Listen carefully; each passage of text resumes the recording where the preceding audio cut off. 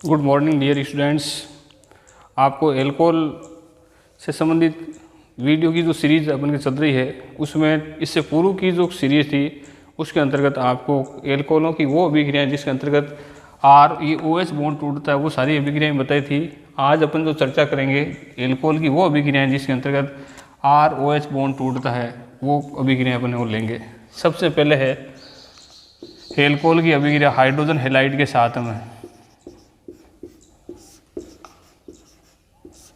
Hydrogen halide जिसको अपन HX कहते हैं, X हैलाइड कोई भी हो सकता है, HCl, HBr, HI ऐसे कोई पर्टिकुलर अपन उदाहरण लें CH3 CH2OH, तो एल्किल हैलाइड का इसमें निर्माण होता है। आप HX में भी जैसे मान लीजिए HCl से आप अभिक्रिया करवाई ZnCl2 की उपस्थिति, इसमें से OH और H तो जल का अणु बाहर निकलता है और यहाँ एल्किल हैलाइड का निर्माण होता है CH3 CH2 Cl प्लस में H2। तो हाइड्रोजन हैलाइड के साथ में एल्कोहल की जो अभिक्रिया होती है उसके अंतर्गत इसमें एल्किल हैलाइड का निर्माण होता है, इसका एथेनॉल और इसका नाम। इसमें भी हैलोजन हैलाइडों की क्रियाशीलता का क्रम HI सबसे ज़्यादा क्रियाशील होता है, फिर इसके बाद में HBr, फिर इसके बाद में HCl, फिर इसके बाद में HF होता है। और इस अभिक्रिया है वो क्रियाविधि है वो अपन बात करें तो सबसे पहले इसमें H+ साइन आता है, उसमें कार्बोकेटाइन का निर्माण होता है। तो इसमें भी एल्कोहलों की क्रियाशीलता क्रम होता है 3 डिग्री, 2 डिग्री, 1 डिग्री और मेथिल एल्कोहल। तो ये हाइड्रोजन हैलाइड के साथ में, तो वो एल्किल हैलाइडों का जो निर्माण के हिसाब से उसमें एक ल्यूकास टेस्ट भी होता है, वो अपन बाद में चर्चा करेंगे। इसमें एल्कोहलों के विभेदीकरण वाले जो अभिक्रियाएं लेंगे तब आपको और समझाएंगे। तो हाइड्रोजन हैलाइड के साथ में एल्किल हैलाइड का निर्माण होता है। फिर उसके बाद में सेकंड जो अभिक्रिया है फास्फोरस हैलाइडों के साथ में। फास्फोरस हैलाइड, और फास्फोरस हैलाइड में भी मेनली क्लोराइड लेते हैं।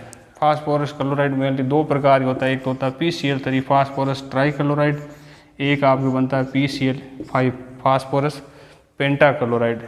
तो एल्कोहलों की अभिक्रिया फास्फोरस ट्राइक्लोराइड से या फास्फोरस पेंटाक्लोराइड से आप अभिक्रिया करवाओगे तो इसमें भी है वो एल्किल हैलाइड का निर्माण होता है। हैलाइड में भी या क्लोराइड का निर्माण होता है। तो दोनों हैलाइडों का अभिक्रिया मैं लिख करके आपको समझा रहा हूँ।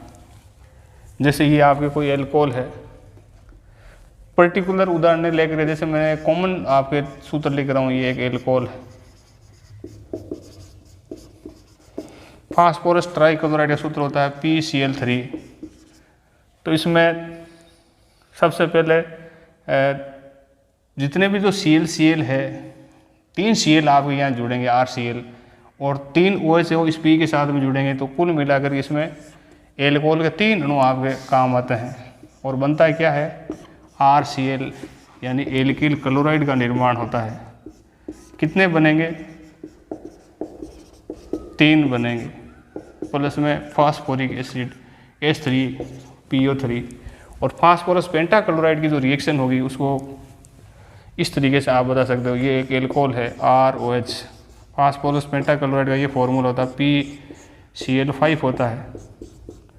तो ये मैंने PCl5 के साथ में अभिक्रिया को समझा रहा हूँ। ये एल्कोहल है, फास्फोरस पेंटाक्लोराइड के साथ में रिएक्शन होगी, इसमें भी बनेगा एल्किल हैलाइड, प्लस में POCl3 प्लस में HCl। तो ये एल्किल हैलाइड का निर्माण होता है। इसमें एक ही मोल है वो एल्कोहल का काम आता है, इसमें 3 मोल है वो काम आते हैं। तो अभी जो अभिक्रिया ले रहे हैं वो सारे एल्कोहलों से एल्किल हैलाइडों का निर्माण करने वाली अभिक्रिया है। ऐसे ही अभिक्रिया आगे जो फोर्थ अभिक्रिया की अपन बात करें, थर्ड अभिक्रिया, फर्स्ट तो आपको बता चुके थे, सेकंड बता चुके थे, फोर्थ जो आपकी अभिक्रिया, फर्स्ट तो आपको हाइड्रोजन हैलाइड के साथ में बताइए, सेकंड आपके फास्फोरस या तो PCl5 या PCl5 के साथ आप रिएक्शन करवाओगे क्या बनेगा। थर्ड आपकी अभिक्रिया है SOCl2 जिसका नाम होता है थायोनिल क्लोराइड। आप एल्कोहल की अभिक्रिया थायोनिल क्लोराइड से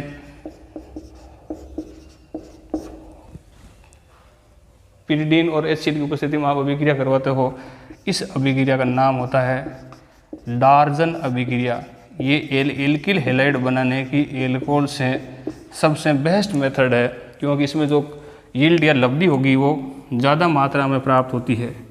इस अभिक्रिया को मैं इस तरीके से लिख रहा हूँ, आपके कोई एल्कोहल होगा, एल्कोहल का सूत्र होता है ROH। इसकी एल्कोहल की अभिक्रिया किससे करवा रहे हैं? थायोनील क्लोराइड से। थायोनील क्लोराइड का SOCl2 ये आपका फॉर्मूला होता है। किसकी उपस्थिति में अभिक्रिया होगी? पिरिडीन की उपस्थिति में C5H5N। तो इसमें बनेगा एक तो एल्किल हैलाइड, एक आपकी HCl और एक SO2 गैस बनती है। एक एल्किल हैलाइड बनता है, एक SO2 बनती है और एक HCl बनता है।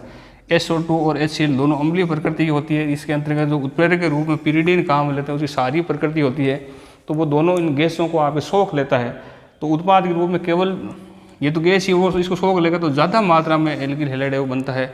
इसलिए ये एल्किल हैलाइड बनाने की सबसे बेस्ट मेथड है। इस अभिक्रिया का नाम होता है डार्जन अभिक्रिया।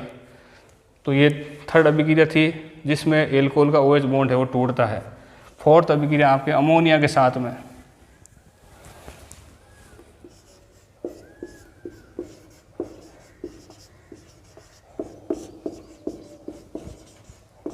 आप NH3 के साथ में रिएक्शंस करवाते हो, तो इसमें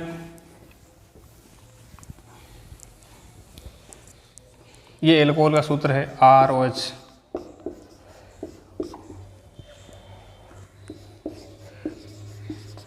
NH3 के साथ में क्रिया करवाओगे ZnCl2 उत्प्रेरक की उपस्थिति में, तो इसमें जो बनेगा वो बनेगा RNH2, प्राथमिक एमीन का निर्माण होता है,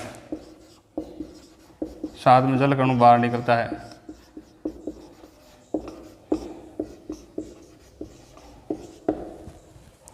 तो अमोनिया के साथ में जो रिएक्शन करवाते हैं तो इसमें आपके प्राथमिक एमीन का निर्माण होता है।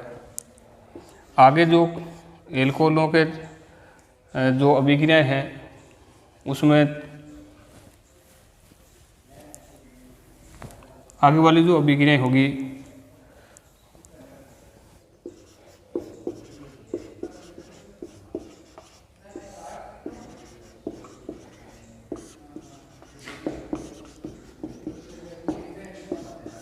आप एल्कोहल की अभिक्रिया है वो नाइट्रस एसिड के या नाइट्रिक एसिड के साथ में क्रिया करवाते हो तो नाइट्रो एल्केन का निर्माण होता है। ये जैसे एल्कोहल का फॉर्मूला ROH, इसकी अभिक्रिया आप HNO3 से क्रिया करवाओगे HONO2, तो इसमें एल्किल नाइट्रेट का निर्माण होता है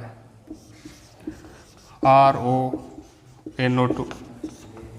तो ये नाइट्रिक एसिड के साथ में, ऐसे सल्फ्यूरिक एसिड के साथ में जो रिएक्शन होती है वो बहुत ही इम्पोर्टेंट है। इसके अलग अलग 3 प्रकार के उत्पाद है वो बनते हैं।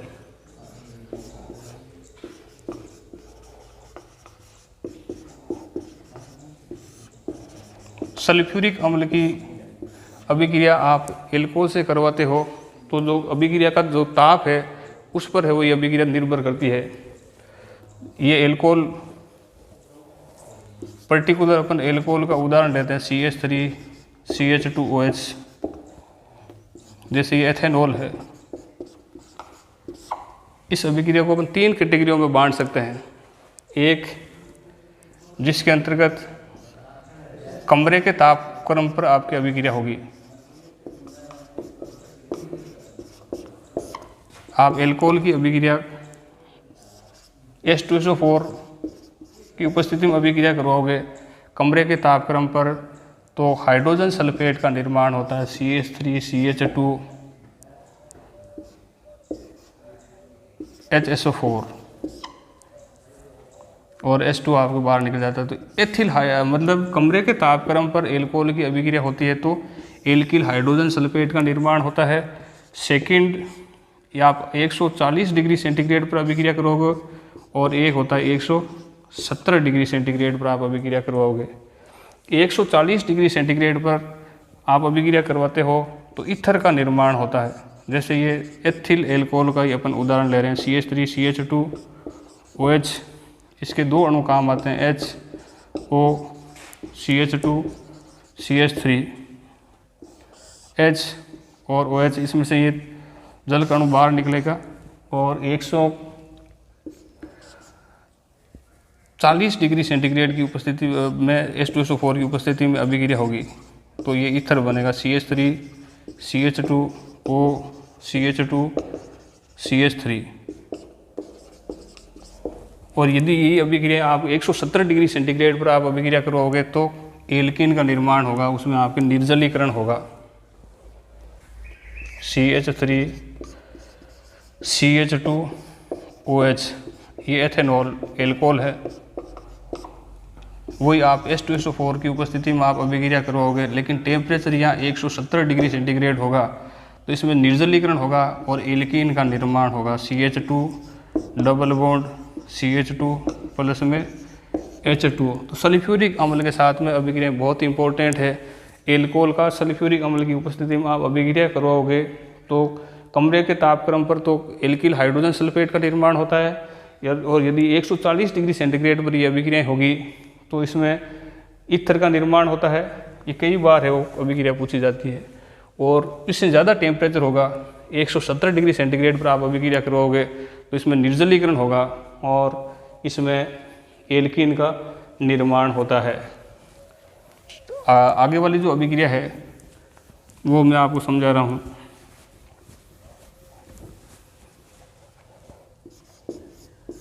निर्जलीकरण,